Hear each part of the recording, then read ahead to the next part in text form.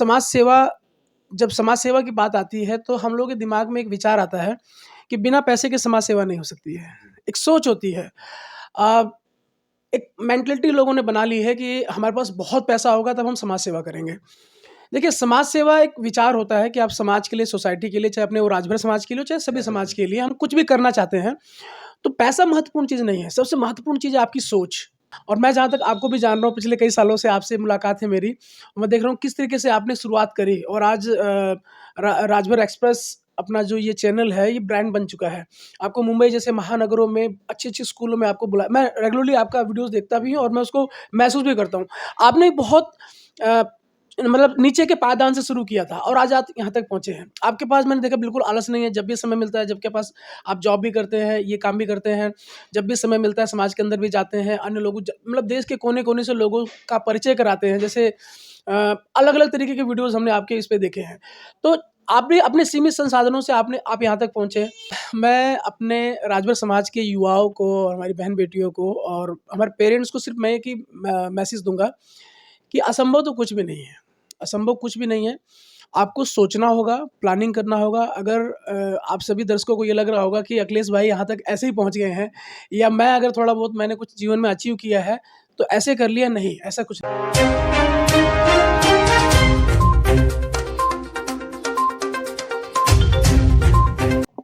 नमस्कार दोस्तों, राजभर एक्सप्रेस में आप लोगों का तहे दिल से स्वागत है। इस समय हम दिल्ली में हैं और आज़ादपुर मंडी में है और हमारे साथ हैं रविंद्र राजभर जी है। किसी परिचय के मोहताज नहीं है। अक्सर रविंद्र जी कुछ न कुछ नया करते हैं। जब से मैं इन्हें जान रहा हूँ तब से समाज के लिए कभी एक साल लगातार साइकिल चलाना, अभी खुद को फिट रखने के लिए एक साल लगातार व्यायाम करना, कसरत करना, जिससे हम फिट रहें, और एनजीओ चलाते हैं। इनकी फिटनेस क्लब भी है इनका। साथ ही साथ सबसे खास बात, ये लड़कियों को फ्री सेवा देते हैं, कराटे सिखाते हैं। लड़कियों की आत्मरक्षा के लिए उन्हें फ्री ट्रेनिंग देते हैं कराटे की।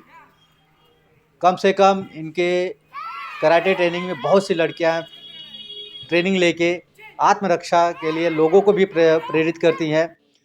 मतलब हर तरह से समाज में एक्टिव हैं। राजभर समाज के लिए भी हमेशा चिंतित रहते हैं। राजभर समाज के लिए भी कुछ ना कुछ करते रहते हैं। इनकी जो संस्था है प्रेमा राधे मेमोरियल ट्रस्ट, इनके माध्यम से बहुत से कार्य करते हैं, सामाजिक कार्य करते हैं, फ्री सेवा का कार्य करते हैं। तो आइए, आज मुलाकात हुई दिल्ली में। मुंबई से दिल्ली आ रहे थे, सर जी भी दिल्ली में थे, तो फ़ोन किया, मुलाकात हो रही है। और बहुत बहुत धन्यवाद, आपने हमें समय दिया और दिल्ली में समय दिया। वैसे तो अम्बेडकर नगर में समय देते ही हैं, दिल्ली में दिया, उसके लिए भी धन्यवाद। तो हम पहले जानेंगे कि एक साल आखिर क्या कारण था। आप कुछ ना कुछ नई चुनौतियाँ लाते रहते हैं, समाज को भी प्रेरित करते हैं। ये एक साल का ये जो आपने व्यायाम में 365 दिन लगातार जिम करना, आपको फिट रखना, मतलब ये कहीं आपकी घर वालों ने बोला था कि समाज को कुछ मैसेज देना चाहते थे? सबसे पहले तो राजभर एक्सप्रेस के सभी दर्शकों को मैं नमस्कार कहूँगा। जय श्री बलदेव। सर ने मेरे से पूछा कि ये 365 दिन एक्सरसाइज चैलेंज लिया हमने, क्यों लिया, क्या कारण थे पीछे? कोई बहुत बड़ा कारण नहीं है। आपने देखा होगा कोरोना के बाद से, उससे पहले भी और बाद में भी हम लोगों की जो आंतरिक शक्ति है वो कम हुई है। उसके पीछे जो हमारा ऊटपटांग तरीके से खान-पान है या जो हमें खाने को मिल रहा है, जो अनाज मिल रहा है या जो फल फ्रूट सब्जी मिल रही है, उसमें आप सभी जान रहे हैं कितने केमिकल्स मिले हुए हैं खाद के रूप में। तो नो डाउट कि अगर हम लोग फिज़िकली मतलब कोई एक्टिविटी नहीं करेंगे, कोई एक्सरसाइज नहीं करेंगे, तो वो हमारे शरीर में कहीं न कहीं नुकसान पहुँचाएँगे। तो ये मैंने भी रियलाइज़ किया, कोरोना के बाद से महसूस किया ये चीज़ को, और इसलिए 365 दिन साइज़ का जो मैंने चैलेंज लिया, जो अब ख़त्म होने वाला है, नए साल पे वो ख़त्म हो जाएगा। मैं ऑल ओवर इंडिया में कहीं भी रहूँ, चाहे घर रहूँ, चाहे बाहर रहूँ, मैं एक्सरसाइज़ ज़रूर करता हूँ। और मेरा मेन मोटो ये है, और एक्सरसाइज़ करके जो मैंने सोशल मीडिया का इस्तेमाल किया, उसका रीज़न ये था कि मैं लोगों को बताना चाहता था कि हम हमारे 24 घंटे का जो शेड्यूल है, सुबह से लेके रात तक सोना, खाना, जॉब करना, या जो स्टूडेंट्स हैं उनको पढ़ाई करना, या आप कुछ भी कर रहे हैं, उसके साथ में कैसे आप अपनी बॉडी को ज़्यादा नहीं 45 मिनट से लेकर के 1 से डेढ़ घंटा, 2 घंटा आप अपने शरीर को दीजिए। मेरे पास जितना टाइम होता है, अगर मेरे पास 1 घंटा टाइम है तो 1 घंटा समय देता हूँ, 2 घंटा समय होता है 2 घंटा देता हूँ और ये मैंने प्रूव करके दिखाया है कि अगर हम चाह लें, तो सारी ज़िंदगी हम 1 घंटा अपने शरीर के लिए निकाल सकते हैं। लोगों को मोटिवेट करने के लिए और लोगों के अंदर उत्साह बढ़ने के लिए कि मैं इस एज में कर सकता हूँ, तो आप भी कर सकते हैं। बस और इसके पीछे कोई कारण नहीं था कि चलिए कुछ कारण नहीं था, लेकिन आपने समाज को जगाने के लिए बहुत से ऐसे स्टेप किए, जैसे 1 साल तक पूरे साइकिल यात्रा करना और भी अदर्स चीज़ें जो दिमाग में है, आ नहीं रही हैं, जी, जी। आपने किया है। ये कहाँ से दिमाग में बैठा था? देखिए, होता ये है कि समाज सेवा जब समाज सेवा की बात आती है, तो हम लोगों के दिमाग में एक विचार आता है कि बिना पैसे के समाज सेवा नहीं हो सकती है। एक सोच होती है। अ, एक मेंटालिटी लोगों ने बना ली है कि हमारे पास बहुत पैसा होगा तब हम समाज सेवा करेंगे। देखिए, समाज सेवा एक विचार होता है कि आप समाज के लिए, सोसाइटी के लिए, चाहे अपने वो राजभर समाज के लिए हो, चाहे सभी समाज के लिए, हम कुछ भी करना चाहते हैं, तो पैसा महत्वपूर्ण चीज़ नहीं है। सबसे महत्वपूर्ण चीज़ है आपकी सोच। आपके पास जो हुनर है, मेरे पास मार्शल आर्ट में ब्लैक बेल्ट हूँ, तो मैं उसी माध्यम से समाज की सेवा कर रहा हूँ, बेटियों को मार्शल आर्ट सिखा रहा हूँ। फिर मुझे लगा कि जैसे मैं किसी सांसद, विधायक या एमएलए, एमपी का लड़का तो हूँ नहीं और ना मैं किसी बहुत बड़े व्यापारी का बेटा हूँ। मेरे फैमिली बैकग्राउंड ये है कि हमारे दादाजी किसान थे, उन्होंने यूपी छोड़ा, बाहर निकले, हरियाणा आए, वहाँ पे जॉब करी, प्राइवेट सेक्टर में जॉब करी। इसके बाद हमारे पेरेंट्स भी प्राइवेट सेक्टर में ही जॉब करते हैं। अब उन्होंने हमको पढ़ाया-लिखाया, तो हमारे जब समाज में उठने-बैठने लगे, हमने महसूस किया।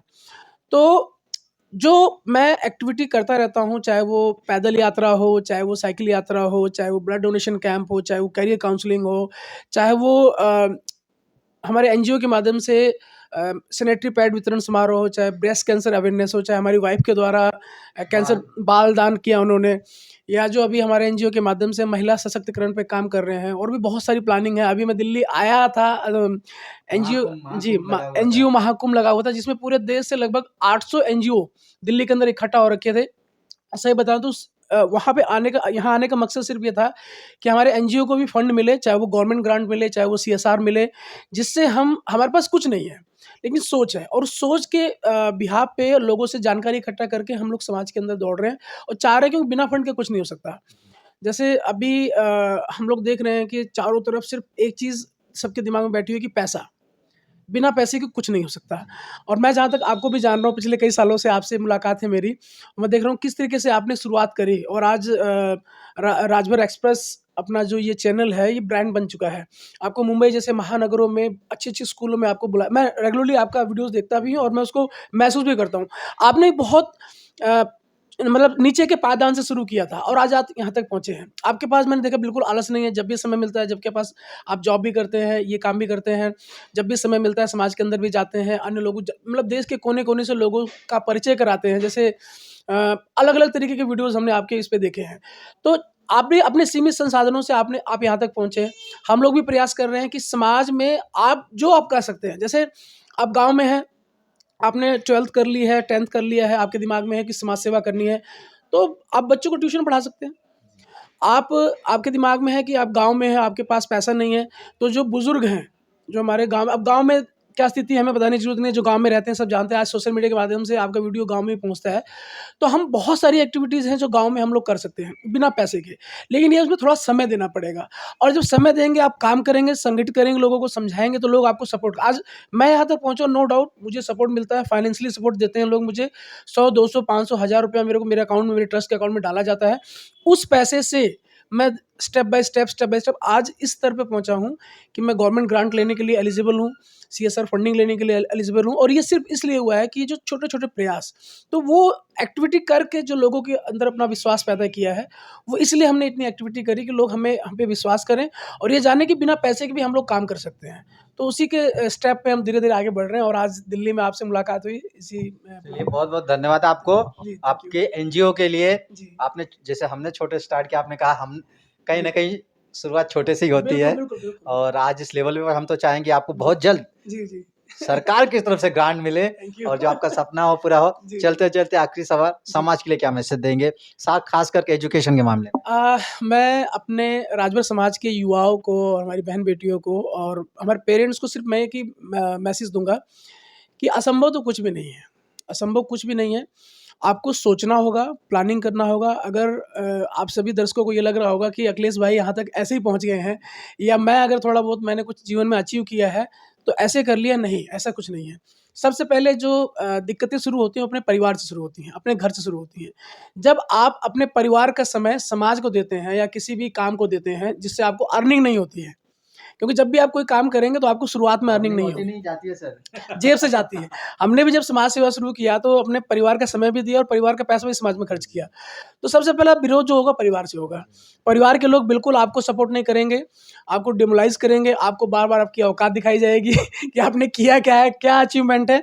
लेकिन अगर आपको अपने काम पे, अपनी मेहनत पे और आपके जो कार्यशैली पे विश्वास है, तो आप जो चाहते हैं, अगर आप डॉक्टर बनना चाहते हैं, आईएएस, पीसीएस बनना चाहते हैं, इंजीनियर बनना चाहते हैं, या कोई स्पोर्ट्स खेल में, किसी भी खेल में आप आगे, आज देखिए राजभर समाज के युवा एक से एक लड़के निकल के, लड़कियां निकल के आ रही हैं खेलों के अंदर।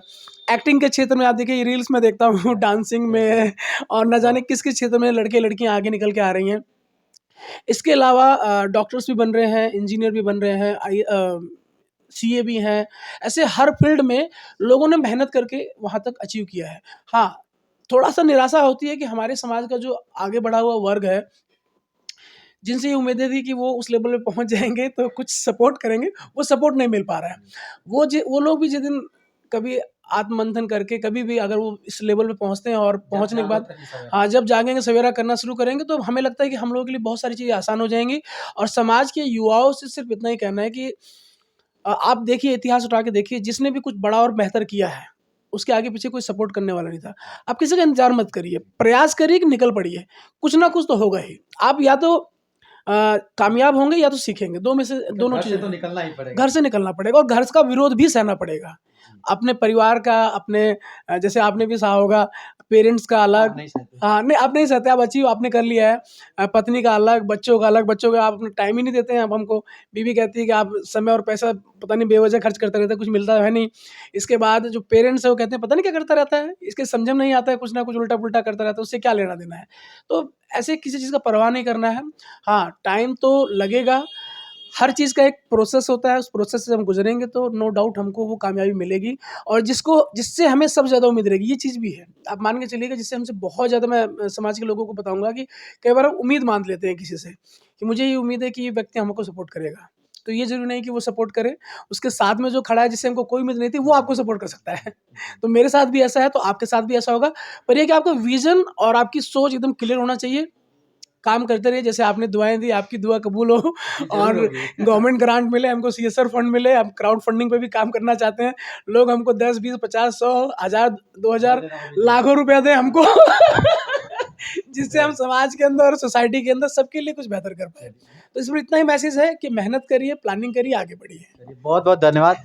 तो रविंद्र राजभर जी काफ़ी दिलचस्प इंसान है, मार्शल आर्ट जानते हैं, हर चीज़ समाज कैसे आगे जाएगा उसके लिए भी काम कर रहे हैं। तो कहीं न कहीं जब सर ने बोले शुरुआत छोटी से होती है, आप पे भरोसा है, तो पहले तो भरोसा लोग करेंगे नहीं, लेकिन जब आप पे खुद पे आपको भरोसा होगा, तो लोग ऑटोमेटिक भरोसा करने लगेंगे। कुछ पाना है तो कुछ कर दिखाना है अपने लक्ष्य को। आपका लक्ष्य जो है उसके ऊपर आपको, अगर आपने ठान लिया कि हमें उस लक्ष्य पे पहुँचना है, तो रास्ते ऑटोमेटिक बनते जाते हैं। तो हम एक बार वापस इन्हें बधाई देंगे कि इनको जल्दी-जल्दी गवर्नमेंट फंड मिले, ताकि बहुत से लोगों का भविष्य बने। जैसे कन्याओं को फ्री में मार्शल आर्ट सिखा रहे हैं, खास करके लेडीज़ लोगों को जो आत्मरक्षा की जो सीख देंगे, बहुत अच्छी। समाज में आज देख रहे हैं कि क्या चल रहा है, तो कम से कम सरकार समझे और इनकी बातों को समझे और इन्हें ग्रांट दे। तो ये हमारा वीडियो आपको कैसा लगा ज़रूर कमेंट बॉक्स में बताएं। मिलते किसी अगली वीडियो में। जय हिंद, जय भारत। अगर आप चैनल पे नए हो तो चैनल को सब्सक्राइब करना ना भूलें। वीडियो को ज़्यादा से ज़्यादा शेयर कीजिए।